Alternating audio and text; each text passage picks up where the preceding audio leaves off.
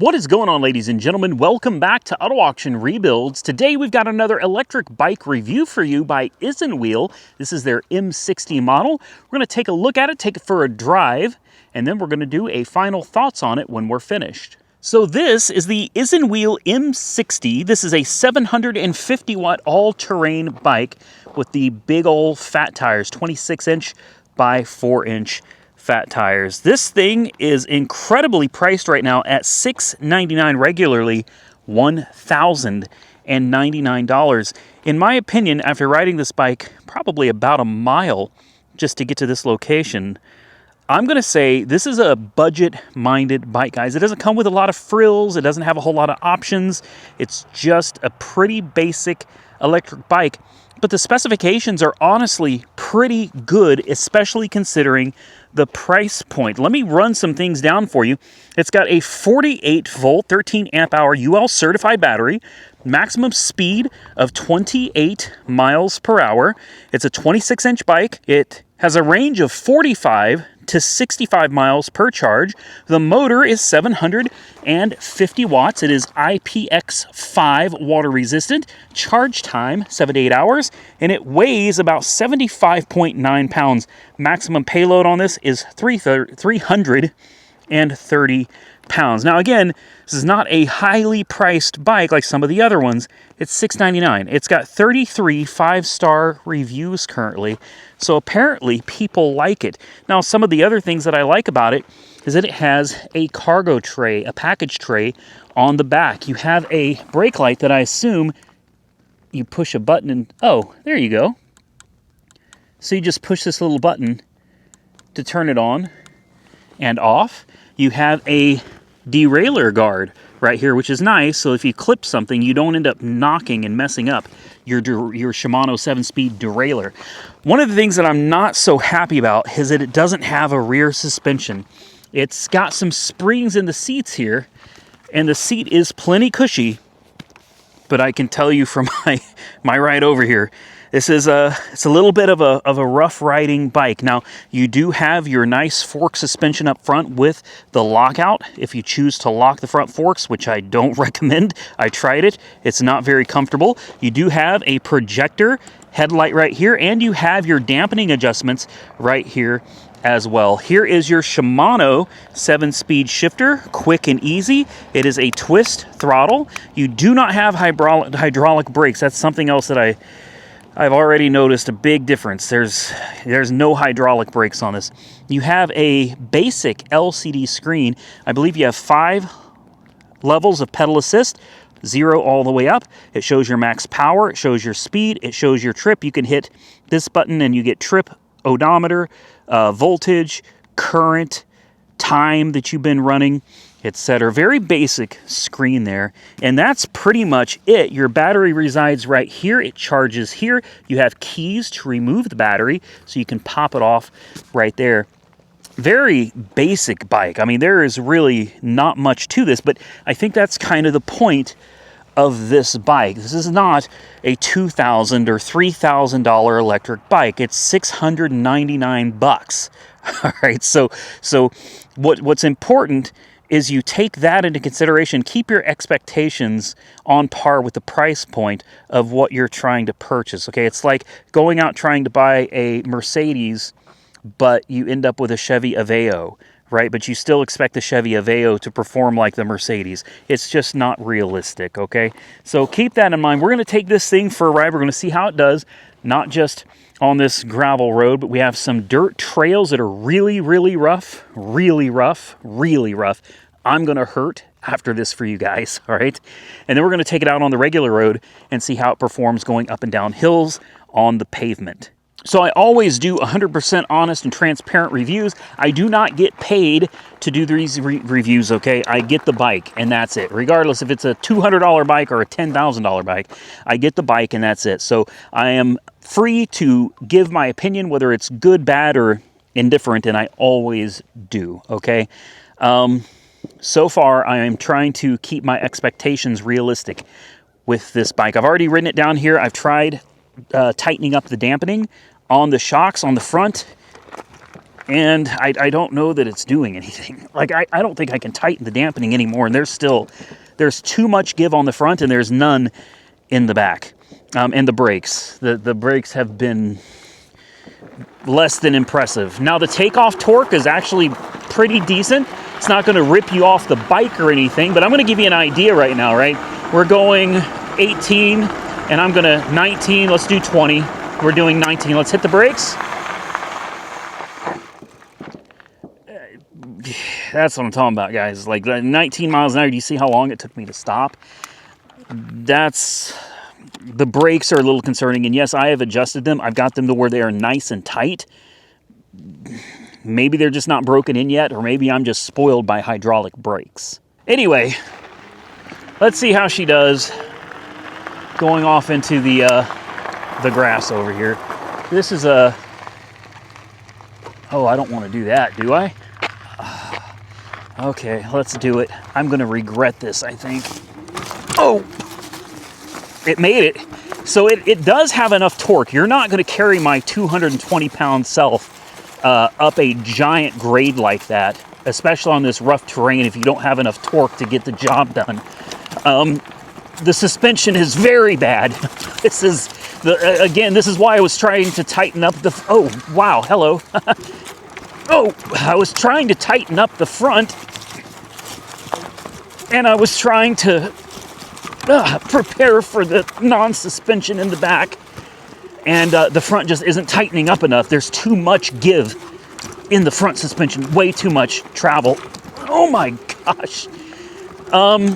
Yeah, this thing bucks you like a bunking, like I can't even talk, like a bucking bronco. All right, so keep in mind, this is an off-road style bike because it has the big fat knobby tires. This is a really bad patch of a trail back here, and it is horrible. This is one of the worst. So let me just tell you right now, and I mean, I don't want to get too graphic with it, but the seat is rubbing me in a bad way, and it feels like I'm gonna get raw back here. Okay, now here's the good news. At this price point, you can afford to go buy yourself a nice seat, all right? There's nothing proprietary about the seat on these bikes, all right? So you can go and you can get yourself, ow, fuck nuggets. Ah, ow, shit. Ah. I know you guys aren't going to be able to see this, but I just ran across a thorny bush. I didn't realize it was thorny. I went right into it. Now I have thorns, splinters of thorns in my fingers. All right, that's nice. That's anyway, a more cushiony, maybe gel seat is mandatory if you're going to take this thing off-road. This needed a rear suspension, incredibly bad. Incredibly bad. Again, I'm really trying. I'm trying to keep my expectations realistic here. It is, for all practical purposes, a really cheap electric bike. All right, it's probably more practical, more utilitarian than anything else. If you are a sissy crybaby like me that's spoiled, you might want to find something else and spend a whole lot more money. Let's take this thing out on the real road and see how it does on some smoother pavement. So I do this test on this steep hill where I try to see if the bike can hold me without moving with the brakes on, and it does. But if I release the front brakes, she's rolling, guys. My rear brakes are locked. That's all the way down. The bike doesn't stop. Front brakes, the bike doesn't stop. That's very concerning. And I did adjust them. All right, front and rear brakes alone, nothing. Like here's my rears. I'm slamming my rears all the way down. Nothing. Fronts, locking them up. That's locked up on the front brakes. This thing should skid to a stop. The back brakes do nothing. I mean, you have to use both brakes for any hope of coming to a stop. Let me see if I can show you this. So here's the back brakes right here. Let me try to get us going. and I'll show you. I don't want anybody thinking that I'm not being fair, but look at this. That's all the way down. Right? That is that, and look at the speed when I try to stop. All right? And we're not even going all that fast, right? That's all the way down. That is not good. Listen, man, I understand, you know, when you're selling something for a bargain of a price, you know, sometimes you gotta make some exceptions, you gotta cut some corners. Brakes aren't one of the things anyone should ever cut corners on. All right, just never. Anyway, right now our top speed on throttle alone is 20 miles an hour, and if I try to hit these brakes, we skidded the back a little bit. I don't know, maybe they need to brake in. I don't know. Let's flip you guys around because we're about to go up a really steep hill. All right, here we go. You know, I don't want to make it sound like it's a bad bike. It's not. And it definitely gets up to speed, moves, and it carries me just fine. I have a real issue with brakes. All right, so I'm going to start pedaling. Is that all we got? Oh, wow. So I'm in 7th gear and I am pedaling, pedal assist 5, and I'm barely able to get 22. Come on, there's 23. There we 24. Now we're cooking with grease. It took the motor a minute to kick in. So we're going up this big hill at 23, 22. We maintained 22 miles an hour, but we had to pedal to do it. Whew. Lord have mercy. I'm already tired. This bike would have benefited greatly from an extra gear. I really think an 8th gear would have been great. And when you start pedaling, I'm pedaling right now. The motor hasn't kicked in. There we go. So there is a significant delay between the time you start pedaling and the time the motor kicks in to assist you. I'm talking like maybe 8 to 10 second delay. And at 26 miles an hour, we are ghost pedaling. What is ghost pedaling? That means I am pedaling with no tension. There is no anything. It feels like my feet could fly off of the pedals. I'm pedaling so fast, and there is no tension being pushed back on me. Top speed, it's claimed 28. We're able to get 26 out of this. We'll go back off-road again. Oh, I forgot there's no rear suspension. On a smooth road, it's great, man.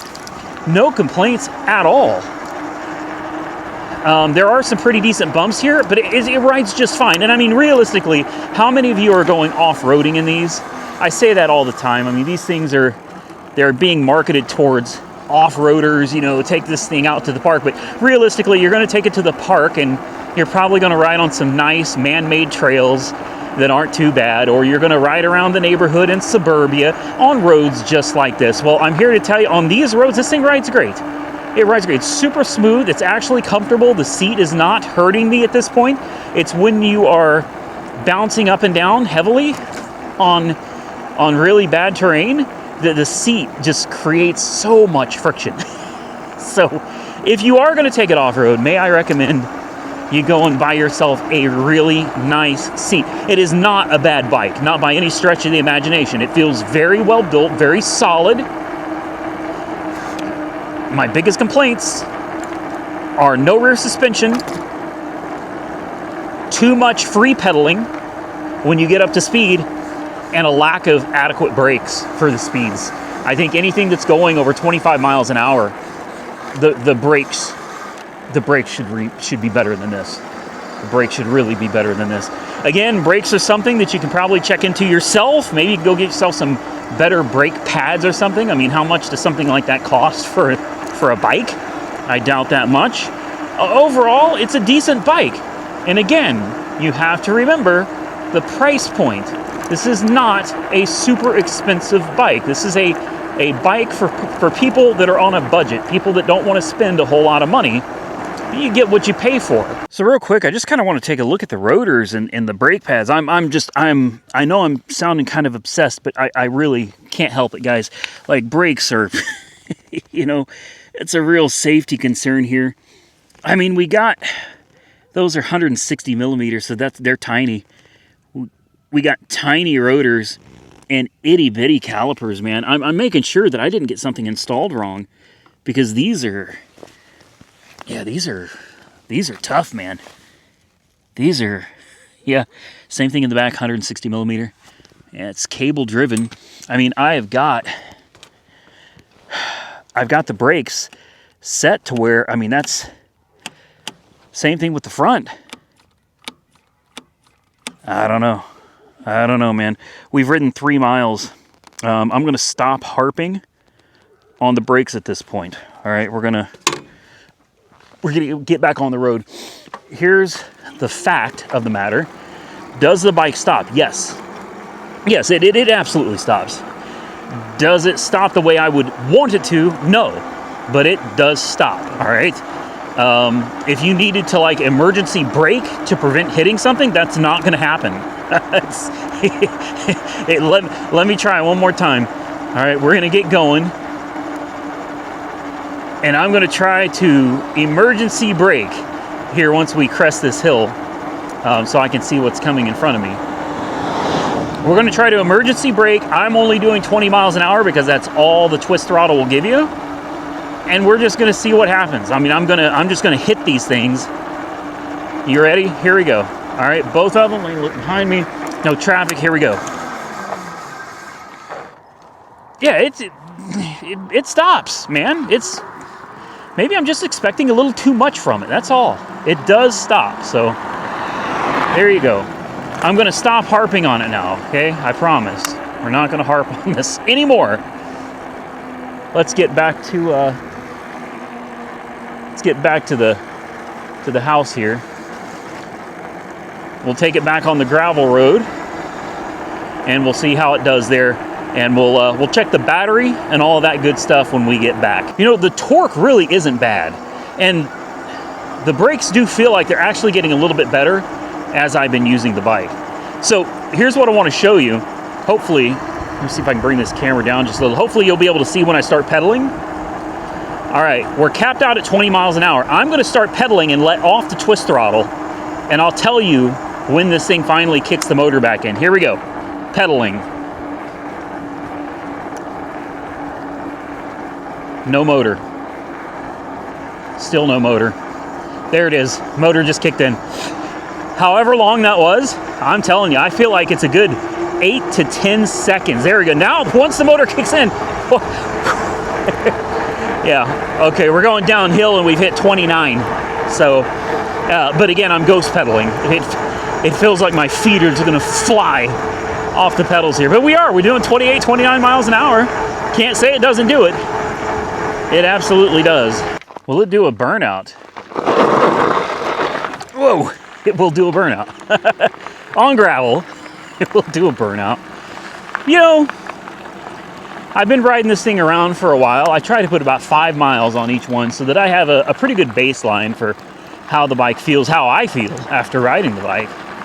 And we should hit 5 miles like any minute now. Battery, you know, I think they were being kind of optimistic when they were talking about, like, you know, 45 miles. I don't think so. I don't think so, Tim. I don't.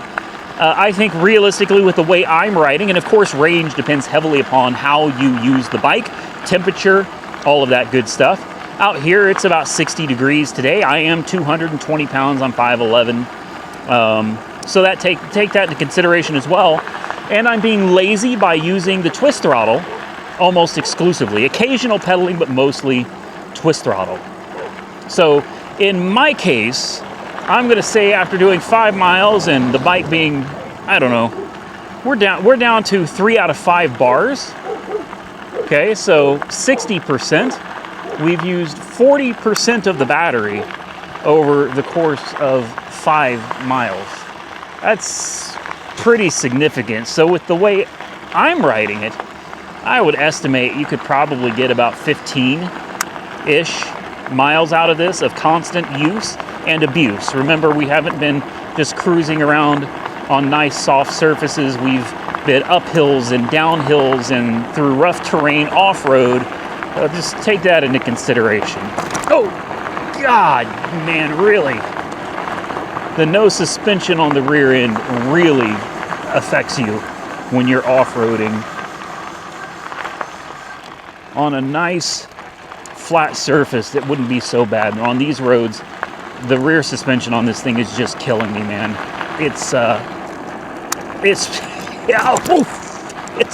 I'm done. We're finished. Oh my God. I'm finished. I'm done.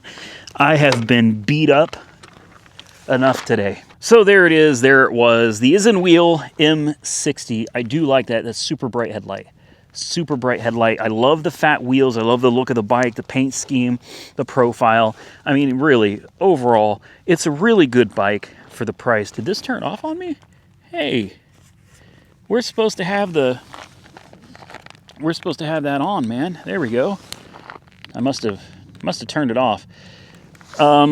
Very basic, but it's an inexpensive bike. All right, so if you're a budget-minded individual, this is probably something that would be good for you. There you can see the remaining battery life, 3 out of 5 bars. And we've been pretty hard on her. You know, again, I don't think most people are going to take something like this and start taking it off-road and do this kind of stuff with it. Even though it can obviously do it, it did do it. I wouldn't recommend it. All right, and again with the seat, it looks nice and squishy, but I'm telling you, man, this seat hurts. But that's something that you could obviously replace if you wanted to. With that, ladies and gentlemen, I'm going to get out of here. I want to give a big shout out to each and every one of you that took the time to watch this video. If you're interested in this bike for $699, I would recommend you probably should jump on it sooner than later. It's on sale right now, and I don't know how long that sale is going to last for. I will put a link directly below this video. Major shout out and thank you to Isinwheel for sending us this bike to try out on the channel. I sincerely appreciate it. Hopefully they take my constructive criticism as exactly what it is, constructive criticism, and maybe, you know, maybe they can make a few changes here and there and just improve things like the brakes and the seat. A rear suspension would have been really great. With that, I'm going to get out of here. I will catch you guys in the next one.